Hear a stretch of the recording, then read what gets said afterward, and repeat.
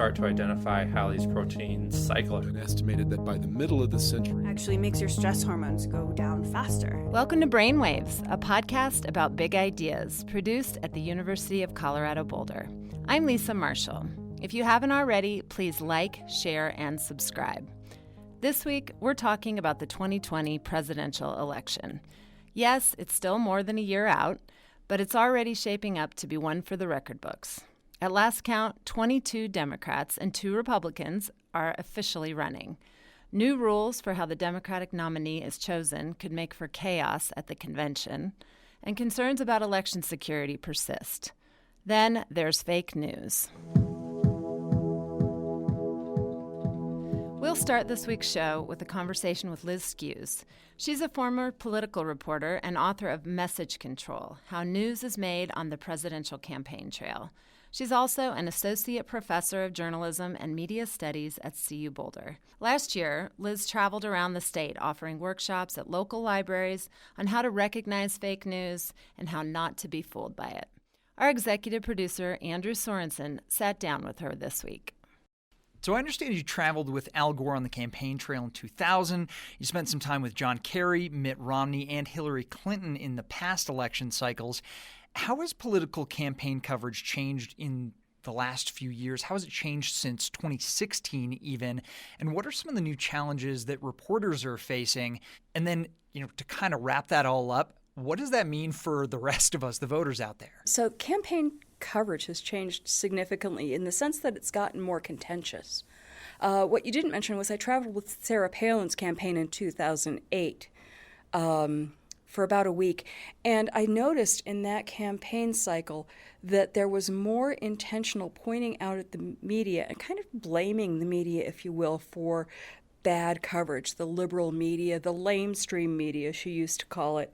And I think that gave voice to some of what Donald Trump did in the 2016 election cycle and what has continued. And so even just recently this week, the White House just shutting down a lot of the hard passes that some reporters had to cover the White House means that there is more of a, might be strong language, but kind of a war on the press, if you will. And I think that's affecting the ability of reporters to cover the campaign in a way that is seen as neutral. Now, they do a lot of neutral coverage, and they're really trying to do the best job they can. But when journalists keep bumping up against problems, restrictions, things that impede their ability to do their job, it means that the public doesn't get the information that they need in order to make informed decisions, which is really at the heart of all of this. Do you see on the campaign trail a liberal bias from these reporters? It depends on how you define liberal. If you define liberal as left of center politically, then I would say no. If you think of liberal as being people who believe in the power of the media to be part of a solution, an agent of change where there are problems, then yes. That's what draws people to journalism, is the goal to tell stories that motivate people to solve the country's problems. With the advent of social media, the role of traditional media, newspapers, TV, radio is shifting.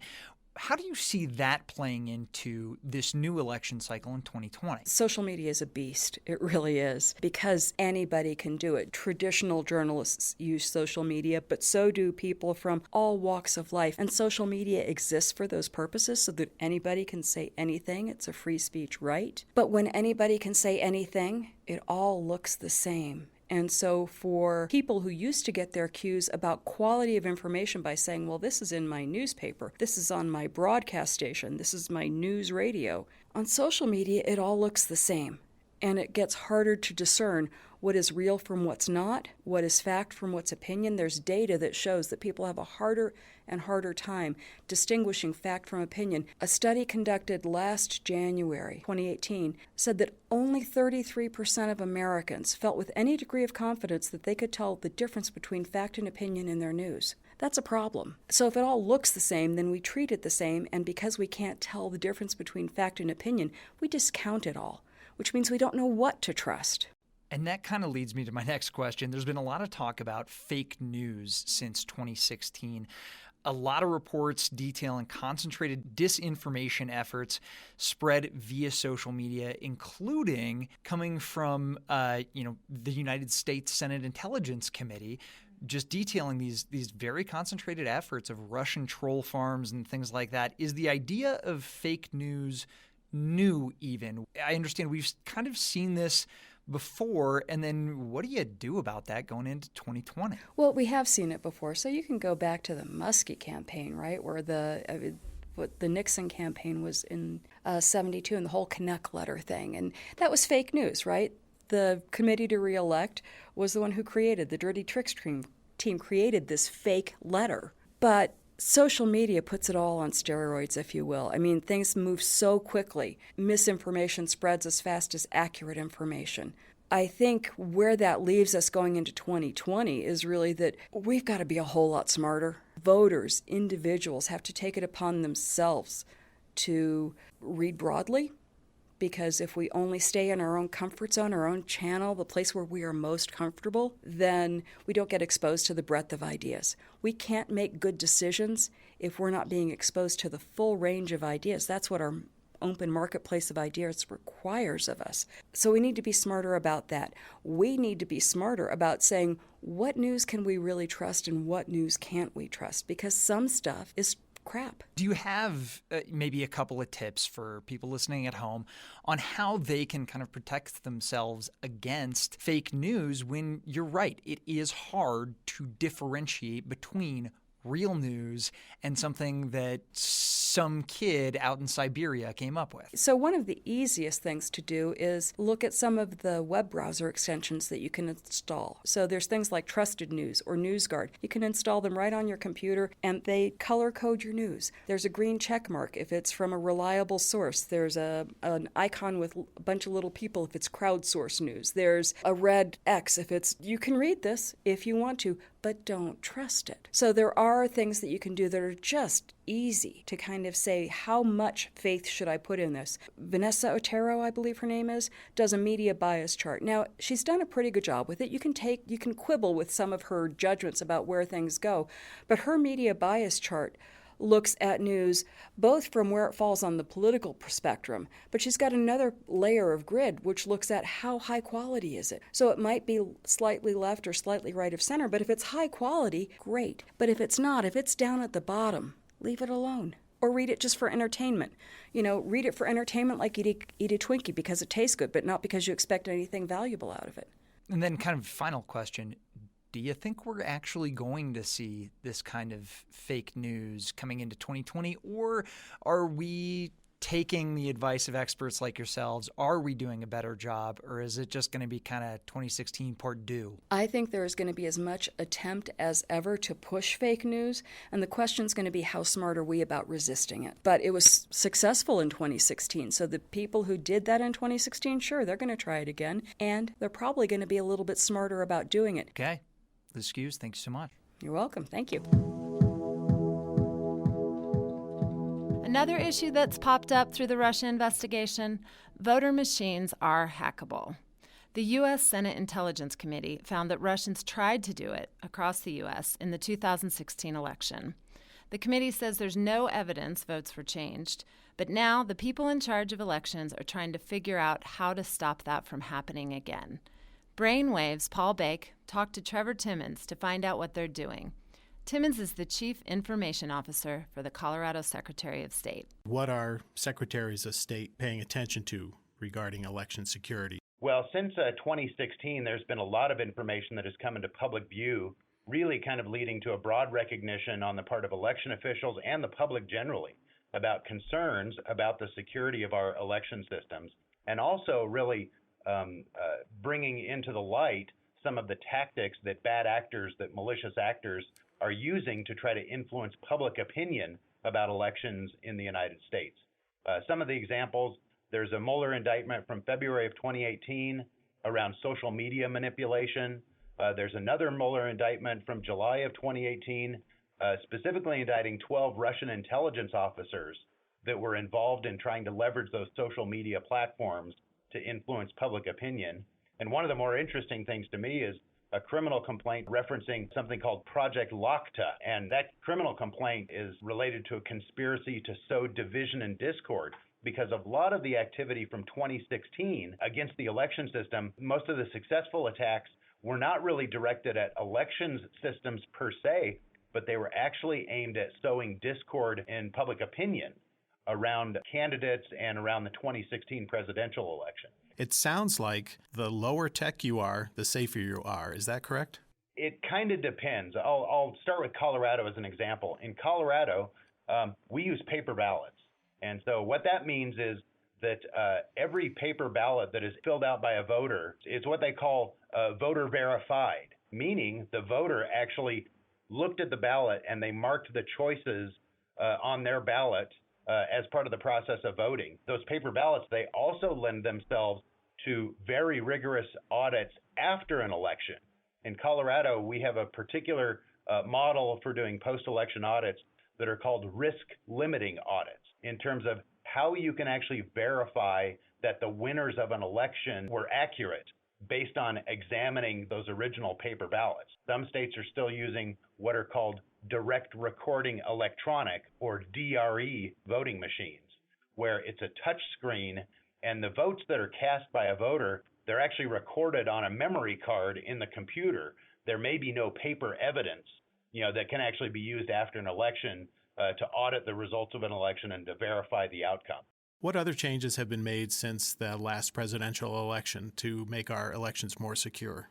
Well, Congress actually approved funding to states to support state and local cybersecurity initiatives. So in Colorado, we have a total of $6.6 million that is allocated specifically for election cybersecurity improvements. What does that look like, those improvements? Some states are looking at replacing aging voting equipment. Many states are looking at technology improvements around cybersecurity. That can be assessments of state and county systems that are connected online. It could be monitoring of access to those systems. And then a lot of states are also moving into doing penetration tests, looking at white hat hackers and hiring them to actually take a look at their systems and serve the role of an attacker so they can try to discover some of the potential vulnerabilities and then have a chance to remediate those before it's actually the bad guys attacking. Well, that brings us to the election in 2020. What should voters be looking for in 2020 for improved election security? In 2020, as an American voter, one of the things is to make sure that you're looking for legitimate sources of information on voting and on candidates. One good way of doing that when you're interacting with your local election official is to make sure that you're on their website and you're receiving information directly from a legitimate source. Most election websites, have a .gov designation rather than like a .com or something like that. I think we all need to be wary of scare tactics, whether those come from, Facebook or whether they come from some media sources, but just being aware of the context in which information is presented and making sure that you're looking at things with a little bit of a skeptical view. And then I think most importantly is be an informed voter. Make sure that you understand, what's on the ballot, what are the issues, and how can you make sure that you're registered to vote and where you can go on election day to vote. Is there anything that we haven't covered that you think is really important for people to know? We've established a good relationship with platforms like Google and Facebook and Twitter to make sure that as they're seeing malicious content being distributed from their platforms, that they're actually recognizing that and actually taking that content down instead of leaving it up in public view. All right, Trevor Timmons, thank you very much for joining us today on Brainwaves. Glad for the opportunity. Thank you. Fake news and election hacking aside, there are other, more nuanced factors that could make the 2020 election unusually chaotic. The Democrats recently made some changes to how their nominee will ultimately be chosen. That, combined with the season's huge field of candidates, could potentially make their big Milwaukee meeting quite a spectacle. Brainwaves' Cole Hemstreet explains.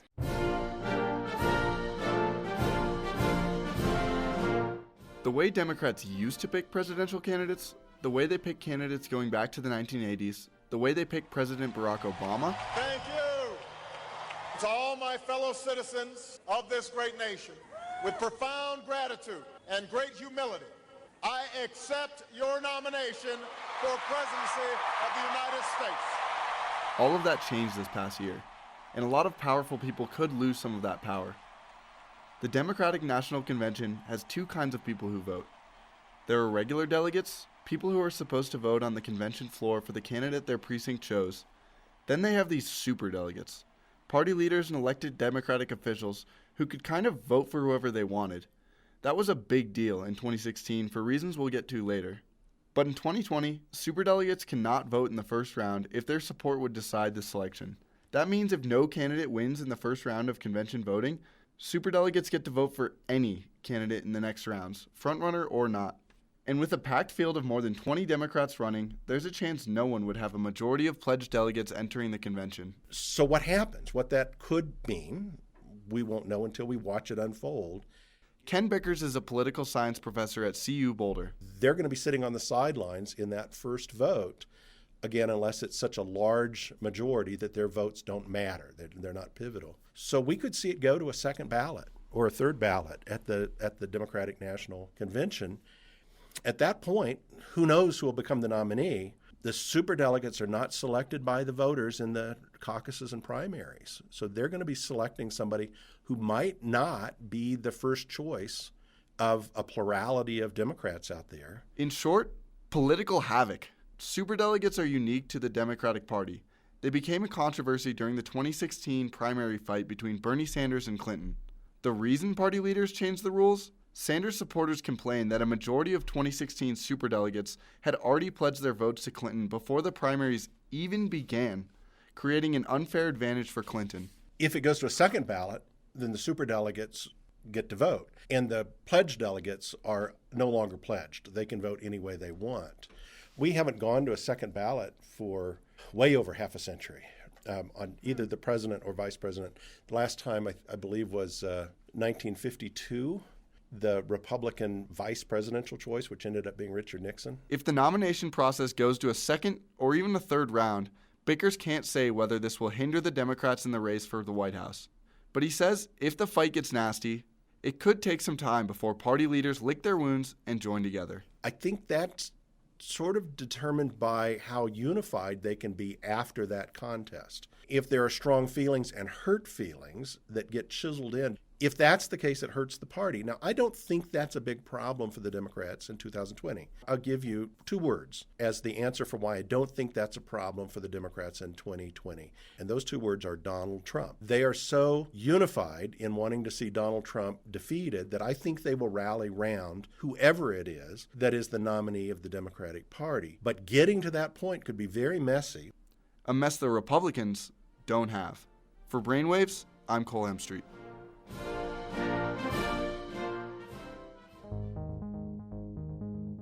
Thanks for joining us on Brainwaves. I'm Lisa Marshall.